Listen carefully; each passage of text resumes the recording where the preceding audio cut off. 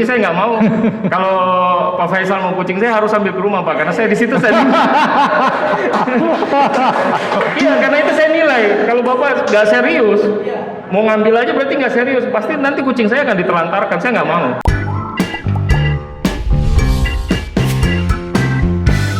Selain pencinta kucing, juga kucing yang mencintai Pak Andeka. Iya, betul. Buktinya, konon waktu di Tanah Suci, ada kucing yang selalu mengikuti. Iya, betul. Tahu aja nih, Pak. Jadi ini saya sedikit cerita. Ini juga, saya nggak tahu, naluri kucing ini kadang-kadang bisa mungkin mencium bau orang yang tahu kucing ya.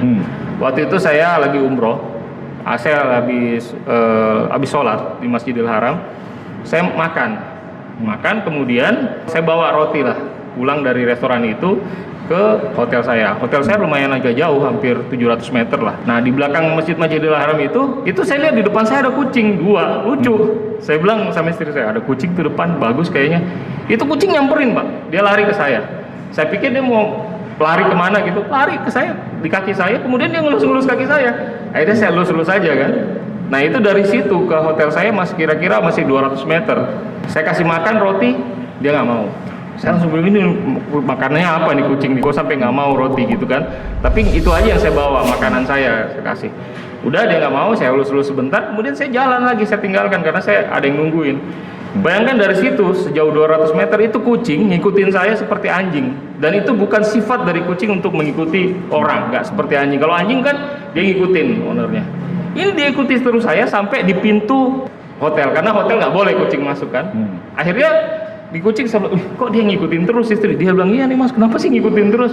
Ya udah, sampai dia halaman hotel saya lulus, kemudian saya tinggalkan pergi.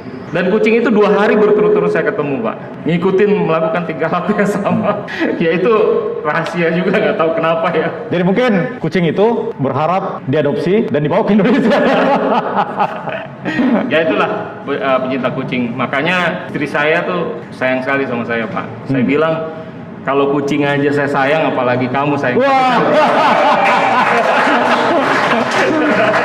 Mohon maaf ini Pak Eka. Ya. Seberapa besar peran atau seorang gadis cantik yang bernama Maika di tengah kehidupan Pak Andeka?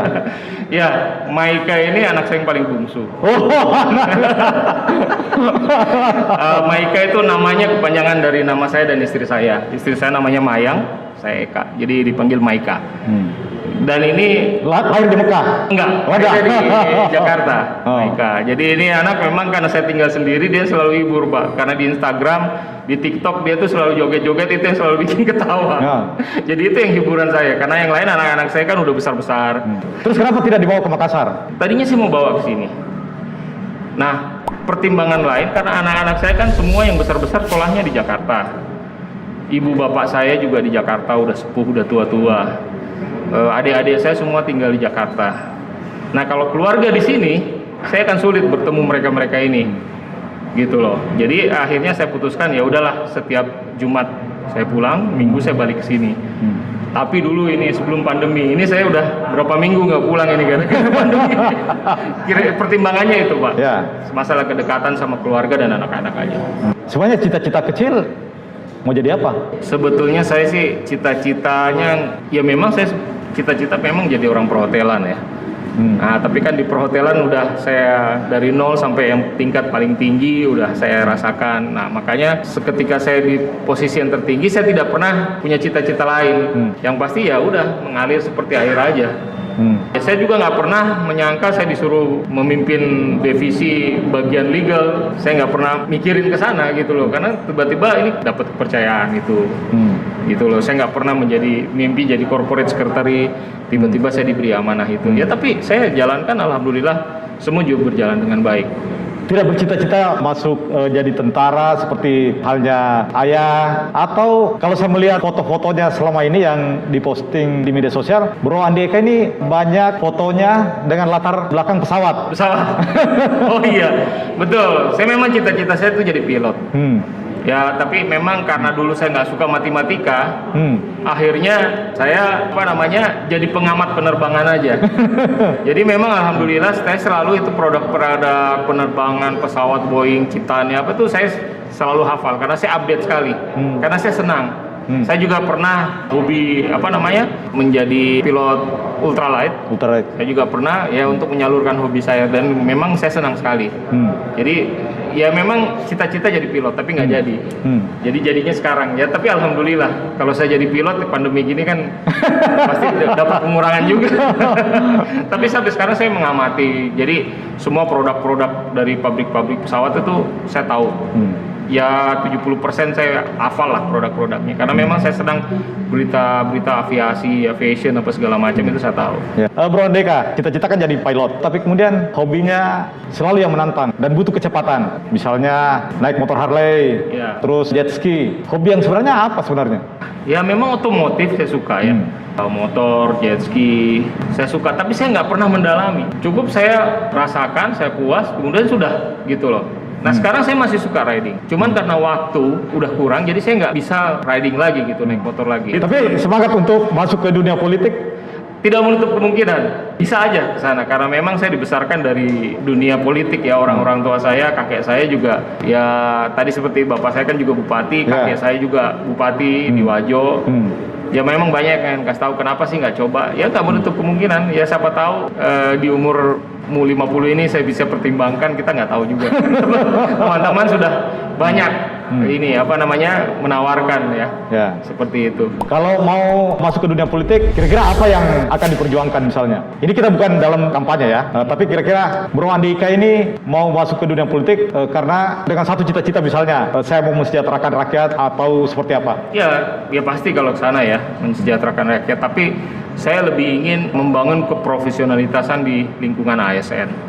Karena saya kan besar dari lingkungan profesional. Ya, saya tidak bilang di lingkungan ASN tidak profesional, profesional juga. Tapi saya ingin ASN ini merasakan dunia profesionalitas itu dalam pelayanan ke masyarakat. Ya, kita kan saya besar di lingkungan swasta, sama. Nah, kita tahu lah, bukan rahasia lagi. Kalau swasta itu kan jelas reward and punishment-nya. Saya juga ingin seperti itu di pemerintahan itu, supaya ASN ini bisa melayani rakyat dengan baik, harus reward dan punishment-nya jelas juga. Diingatkan, mereka harus profesional, mereka sudah digaji.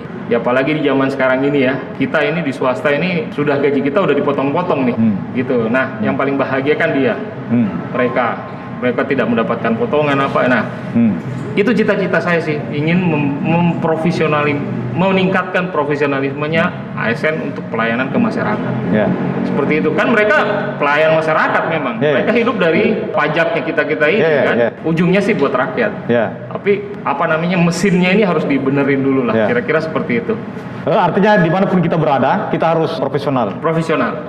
Termasuk mungkin waktu kecil, Bro Andeka dididik dengan disiplin yang tinggi, terus besar dari keluarga yang berlatar belakang militer. Nanti seperti apa didikannya? Ya memang kalau di keluarga sih memang peran ayah sangat tinggi ya. Karena ayah juga seorang tentara militer, dan dia di masa saya sudah bisa memahami, melihat itu jabatannya ayah saya udah lumayan, dari komandan batalion, komandan kodim, komandan korem, jadi memimpin satuan-satuan komando yang begitu disiplin.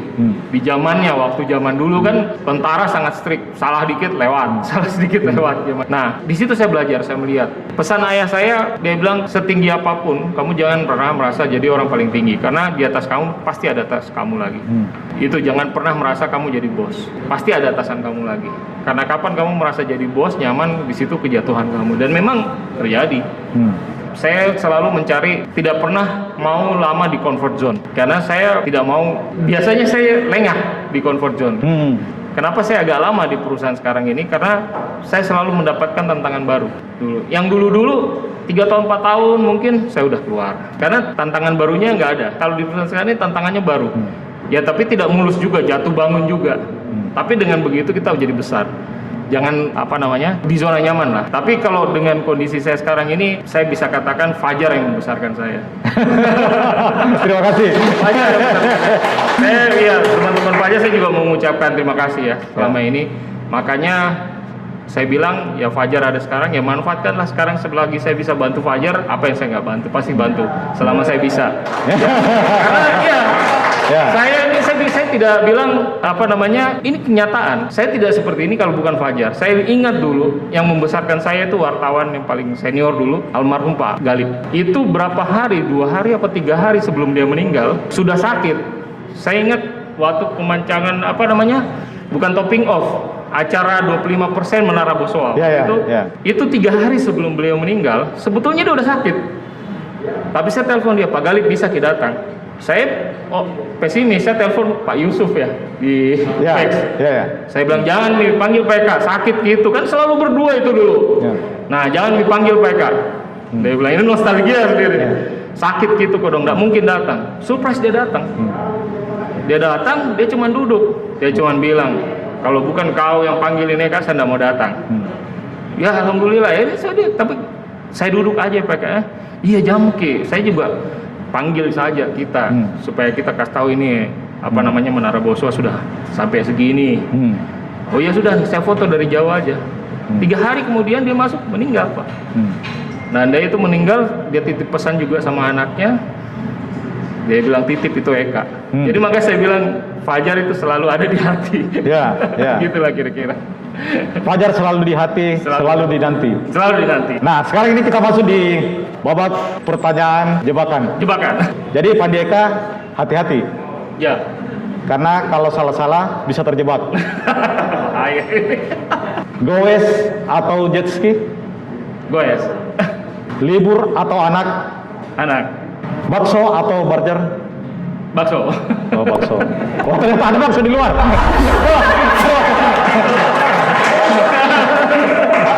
Kalau burger sebelah kan jauh. Ngopi atau cuci mata? Ngopi. Karena Pak Eka ini jawaban dewasa ini. Sering ke mall. Oh ternyata untuk ngopi bukan untuk cuci mata. Soalnya ada Pak Agus nanti di depan saya. Rumah atau mall? Rumah. Berenang atau berendam? Berenang. Oh berenang. Ya. Kucing atau burung? Kucing. Oh kucing. Ini jawaban saya sekarang, kalau jawaban yang dulu beda lagi mungkin. Berarti Bro Andi Eka ini selalu konsisten dengan jawaban-jawabannya. Salah satu kunci sukses dari beliau adalah sangat suka dengan tantangan. Dia tidak mau berada di zona nyaman berlama-lama. Beliau suka tantangan, dan karena itu saya mau menantang Pak Andi Eka. Bagaimana kalau Pak Andi Eka menyanyikan sebuah lagu? Kalau saya hafal. Ya. Ini tantangan. Nah, ya kita persilakan Bro Andi Eka untuk menyanyikan lagu Chrisye Lilin-Lilin Kecil. Dan kau lilin-lilin kecil, sangguplah kau berpijak,